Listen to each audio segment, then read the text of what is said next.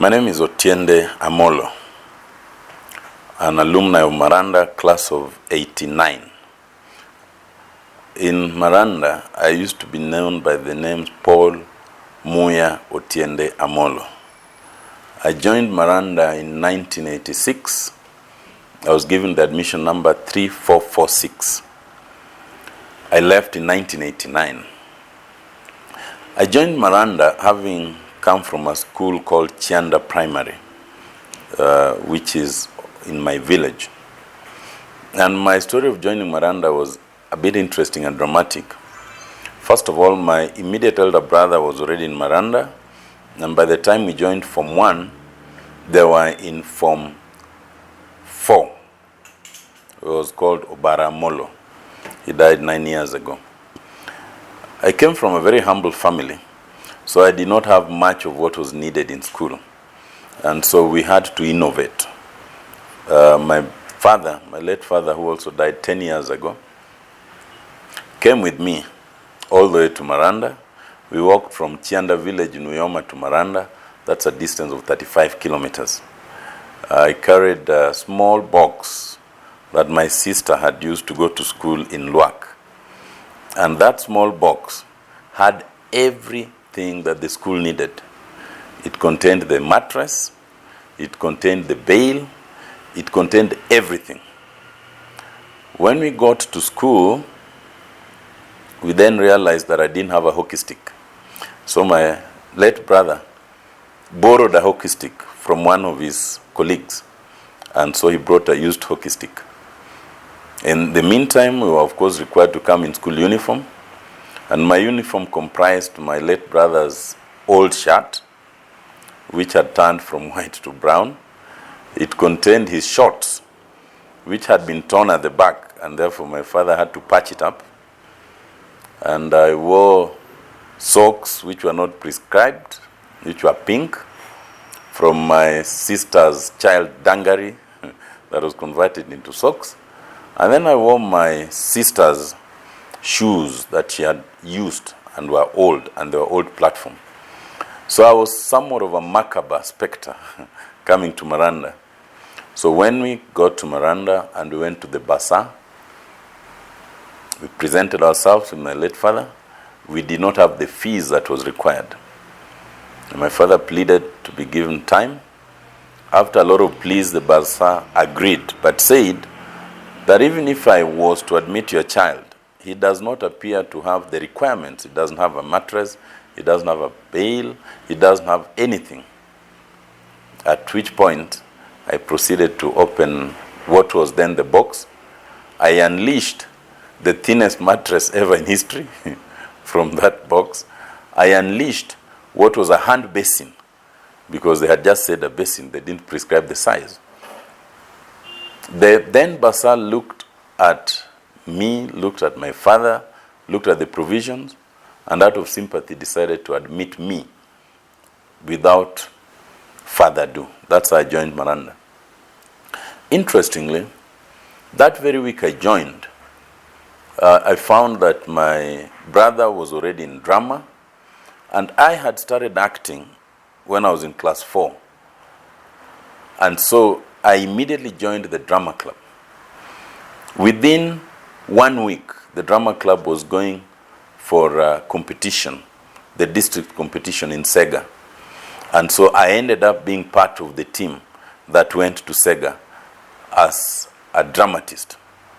From that point henceforth, I was fully in the drama club. We went to Sega, we went to the provincials, and so between Form 1, Form 2, and Form 3, I was in the drama club. Suffice it to say that in the play that I joined, which was about Mwaniki Kiraide, there was a role of a gentleman called Opuktango. And somehow the guy who was playing that role was unable to play it when we went to the provincials. And so within 2 weeks of joining, I ended up having to play a role in the club. Our then teacher, Josiah Omoto, I think recognized my talent, and from that point henceforth gave me a very primary role.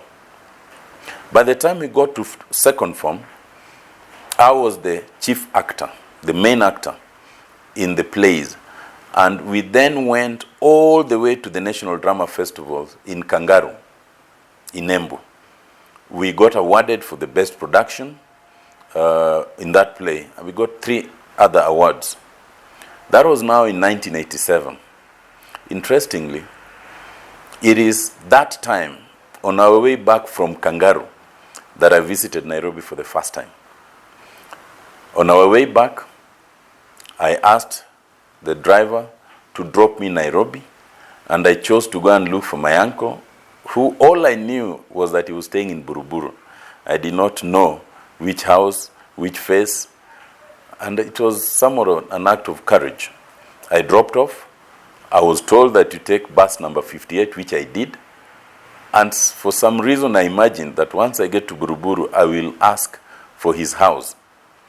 In retrospect, it would have turned bad because Buruburu is a big place. No one would know who Jack Samba was. But by the grace of God, when I was in this bus and I was along Jogoo Road and I was casually admiring the city, I then look out and see his vehicle parked somewhere near the road at a garage. That is how I asked the bus driver to stop. I alighted and went to him. He had no idea that I was in Nairobi. And of course, he blamed me much because had I not seen his vehicle, I cannot imagine what would have happened. Anyhow, back to Maranda. So I continued acting, and in Form 1, Form 2, and Form 3, I took the position of best actor at the district level, at the provincial level, until we got to the National Drama Festival of 1988, which was held in Kisumu Boys. We had a very powerful drama then, which scooped many awards. It is at that National Drama Festival that I became the best actor nationally, against many actors from many established schools. And there was, of course, much celebration because until then, no one had imagined that somebody from Maranda could actually be a national best actor. It was also the first time that my name appeared in the national newspapers in 1988. So, of course, we now became a celebrity school in terms of drama. We went back to school, and everybody imagined and assumed that we will sustain that position, that I will continue acting. They didn't know that I had made a principled decision that, in my view, at that time, acting did not earn you money, did not take you places. And when I went back to school, I made a principled decision that I will not act anymore, that I will concentrate on studies. I then had a friend called Otiende Amolo. As I was excelling in drama, he was excelling in football. Otiende Amolo played for Gor Mahia when he was in Maranda. He played for Harambee Stars when he was in Maranda. And I told him that, in my view, football and acting cannot earn us money. So there must come a time we must focus on what will help us in future. So I encouraged him to leave football. He refused. I left drama. The idea that I could leave drama was unfathomable. By that time, Josiah Moto had left. We now had a teacher called Ouma, who was in charge of drama. And he thought that that was the most serious offense anybody could do, that you have just become a national best actor, then you stop acting. So he reported me to the principal then, who was Eli Osiemo Wanyonyi. Principal Osiemo summoned me to ask me why I was abandoning the drama club. I told him that, in my view, I needed to concentrate on studies. And he said no, that you must continue acting. I insisted that I will not. He then told me that if I continue being stubborn, they would suspend me. And I told him I have no problem with that, provided in that letter you write that you are suspending me because I have refused to act. And of course, There's no way any principal would do that. So he was much annoyed, and there and then he branded me stubborn. And so for the rest of my stay in Maranda and thereafter, he always called me the stubborn boy. In fairness, I refused to act. I concentrated on my studies, and by the grace of God, I improved my grades. And when we got to the final exam, I was fortunate enough to come top of the class and actually top of the district. I beat all my colleagues who had been ahead of the class since we were in Form 1. I particularly remember my friend, who is now, I think, a professor somewhere in the US, Matungulu. Matungulu was number 1 from the first term in Form 1 up to the second term in Form 4. No one ever beat him. It is only I who beat him after the final results. And when we went for the results, my friend Atungulu, of course, was much distressed by that. But in my view then, I have no regrets for having acted in the early years and abandoning acting because it was important for me. I remember in 1989, it is my class, the class of 89, that for the first time ever brought Maranda to the limelight. For the very first time, we appeared among the top 100 schools in this country. That had never happened. And for the first time, 3 of us were admitted to study law. And many others were admitted to different courses. From 1989, and with the grace of God and the guidance of Elios Mwanyonye, Maranda kept rising until finally Maranda emerged number 1 in the entire country. The emergence and progress of Maranda must owe to a number of people. The first person who must be thanked is Ezekiel Akunja. Ezekiel Akunja came to Maranda from, I think, a school called Ngere. When Akunja came to Maranda, he revolutionized everything in Maranda.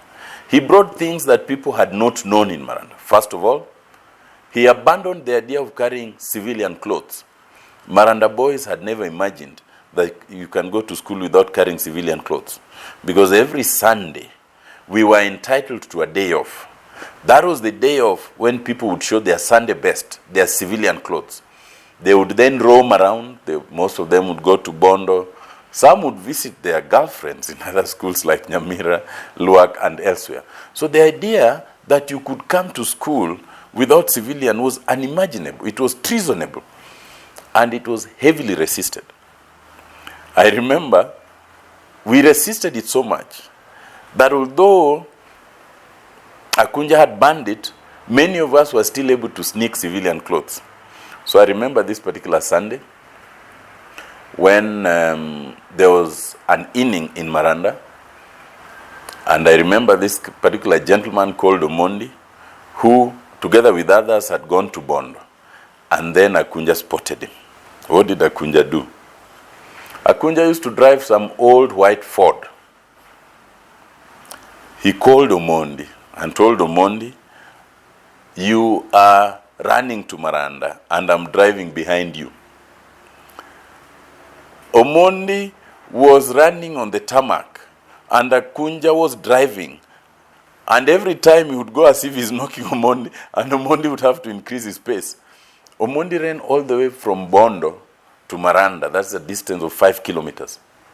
Now, to make matters worse, it was an inning. There were many girls from Nyamira, from Luak, from Nia, and Omondi was known.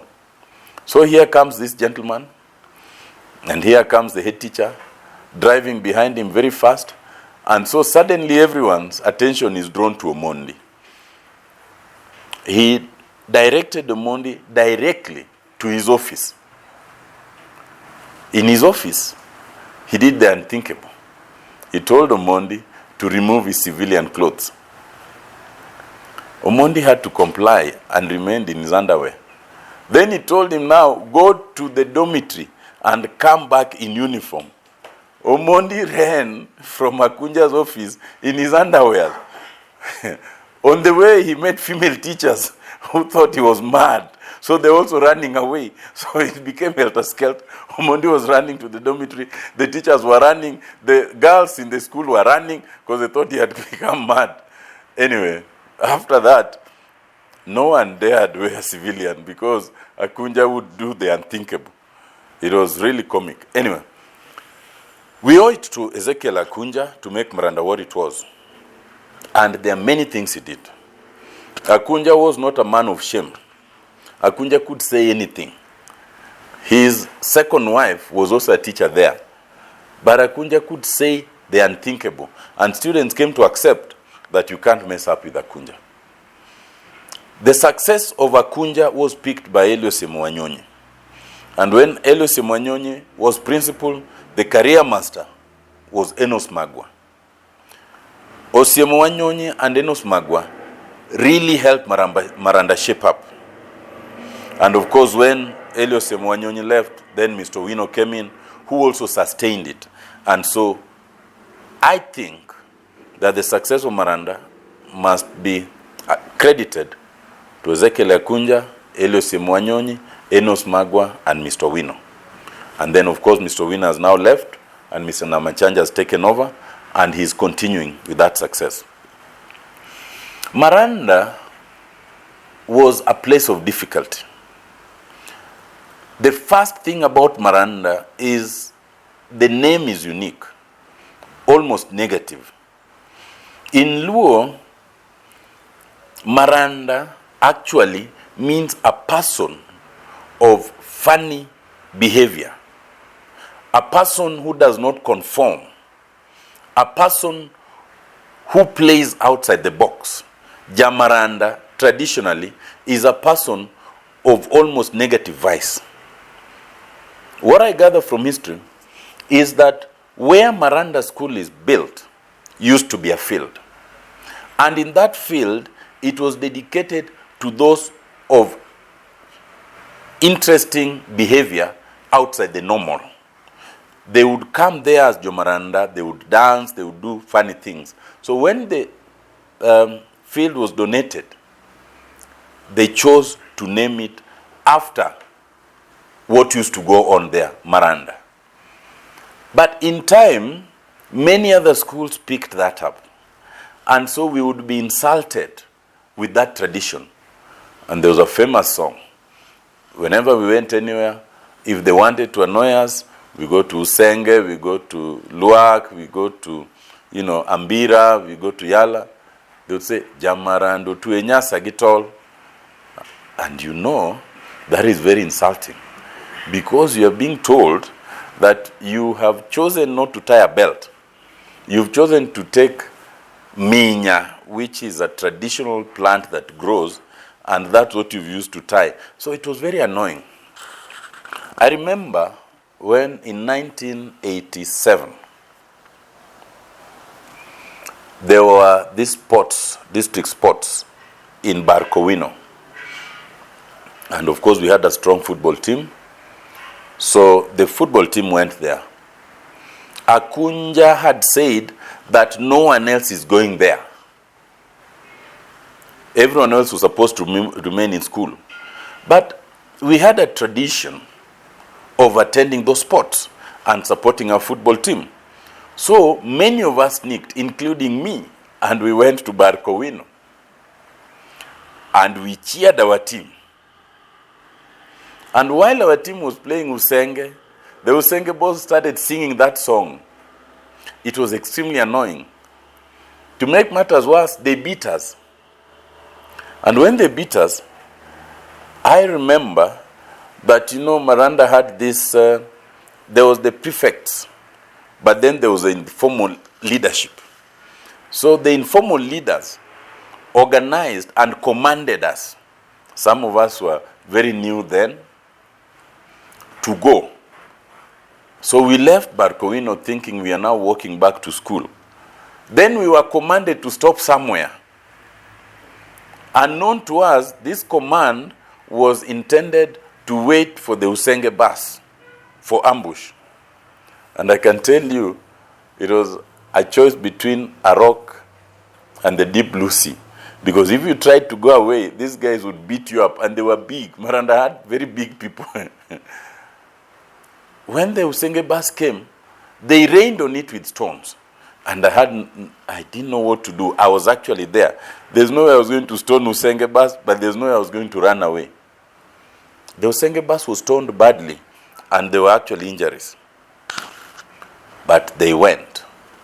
Akunja of learning of that, the school was sealed. So they wanted to know who are these who went to Barkowino. So by the time we got to school, we were all isolated, I included, and we were all suspended. That was my first suspension. Now, we were then sent home to come back with our parents. I could not imagine what I was going to tell my father as an explanation of why I escaped school. We were suspended with my brother also, with whom we were. So me, I refused to go home. My brother went home. Me, I went to my cousin in a place called Nyamonyi. But on the day we were supposed to come back, I came back. So we met there. The chair of the board then was the late Dr. J. Amolo. But unfortunately, so you have this situation where they were sitting in a square and you are right in the center with your father. So they started asking for explanations. But the problem was that they would shoot like 10 or 12 questions at a go. And they want you to answer all of them. So every time you could try to answer, they would shoot another question. They would shoot another question. So at some point, me, I refused to answer because I didn't know what to answer. The principal told them, you see, this boy is very rude. So my brother was readmitted, my father released, but me, I was suspended again for refusing to answer. So I went on that suspension. And when I came back, I was given further punishment. The punishment I was given was to construct the road between Maranda and Nyapiedo using a djembe. So we were having to dig on both sides. So we were digging and bringing the soil. You know, I was like a tractor. Anyway, Maranda overall was a difficult place, but a good place. Then it was not easy. There was no school. There was no water in school. We only had one underground tank. That underground tank was the only place where rainwater would be directed to. But because all the students would use it and you draw it manually, that water was so limited and you could only get like a 5-liter jerrycan in 3 days in order to share it. So you would have to decide how to use this 5-liter jerrycan. Mostly, you'd only use it perhaps to wash like the school shirt so that it remains white. Everything else you could not use it for. For drinking, we had a truck that would draw water from River Yala. And when it was drawn, every week you are entitled to 5 liters of that water.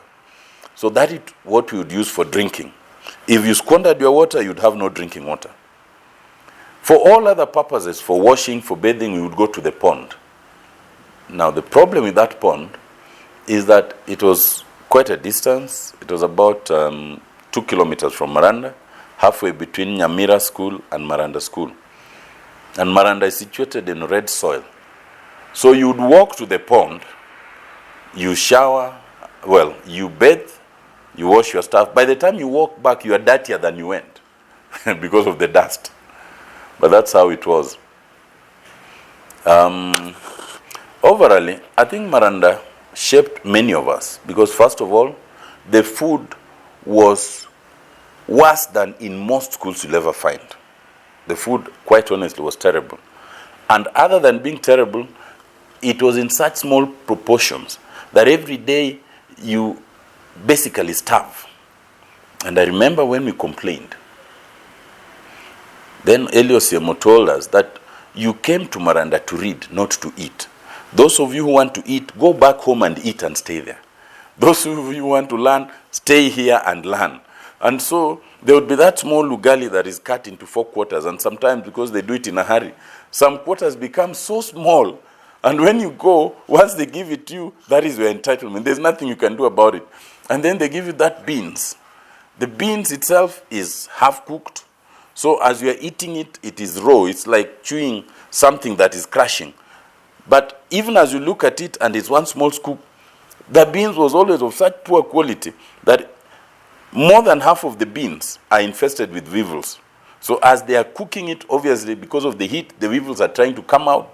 So you see the beans, the weevils are halfway out, halfway in. So as you are crushing, you crush the half-cooked beans, you crush the weevils, and when you complain, they say those are the sources of proteins. So anyway, that was the experience of Maranda. I know those who are in Maranda now cannot imagine the Maranda of those days. Maranda shaped up to now be a national school, to be one of the, to be the best schools nationally. I encourage those who are still in Maranda, I encourage those teachers, I encourage the parents to sustain Maranda for what it is, because Maranda is like no other.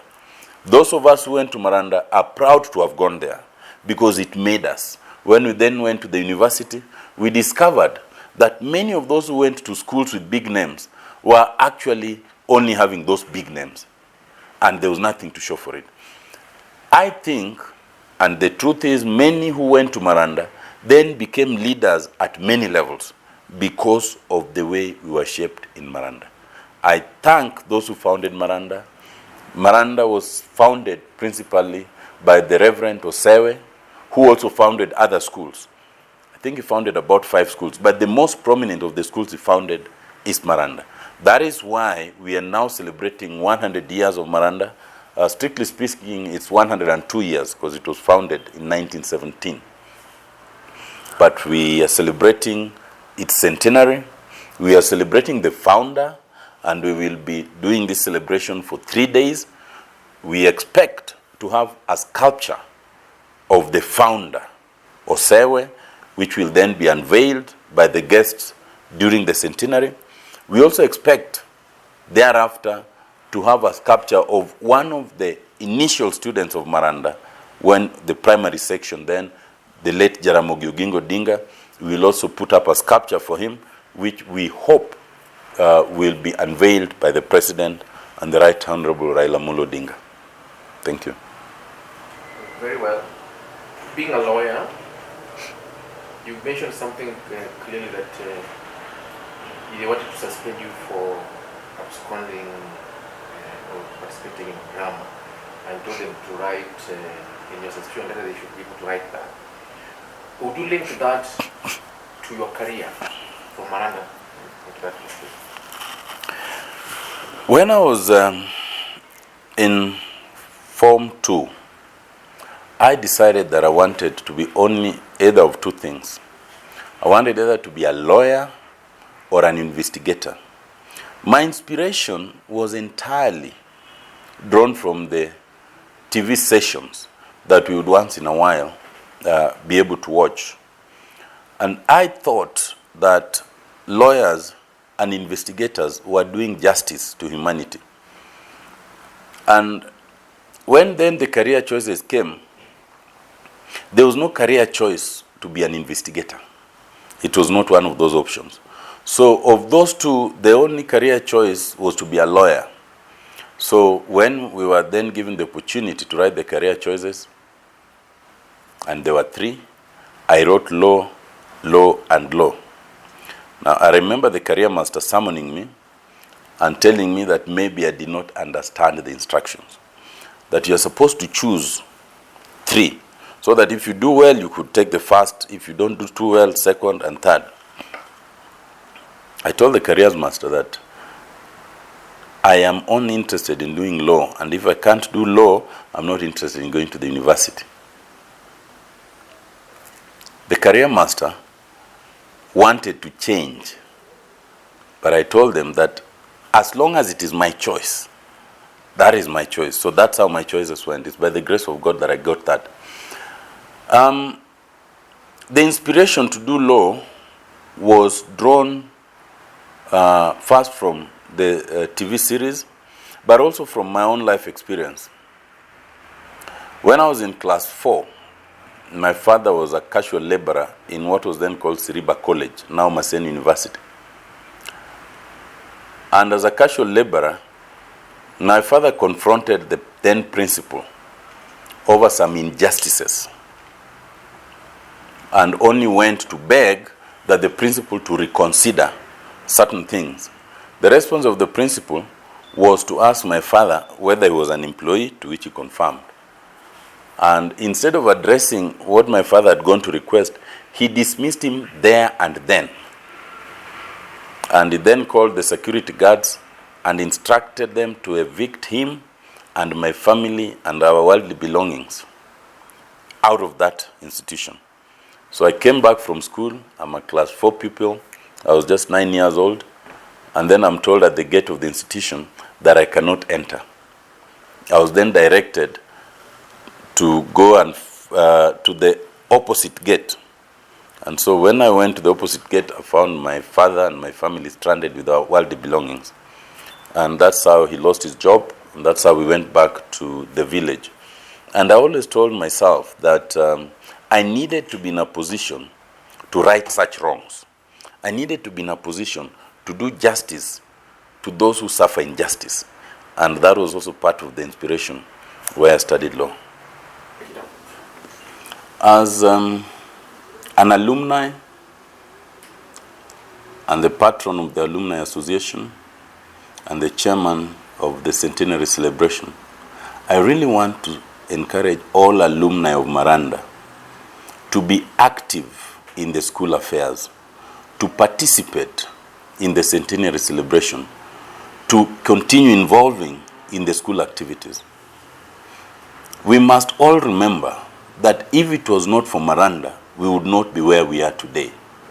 We must all remember that all the serious schools and institutions in Kenya and the world over are sustained primarily by the alumni. We must all remember that it is only by standing out as an alumni of Maranda that Maranda can stand out in this country. We did Maranda proud. Maranda has done us proud. We must sustain Maranda. Many schools in this country that were established even earlier than Maranda, that are more known, have been sustained by the alumni.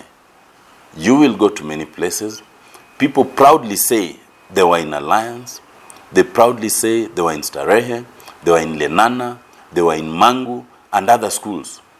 Why would you, who was in Maranda, the Maranda which at the time the school ranking was abolished was number 1 in this country, why would you be shy to associate with Maranda? I encourage you.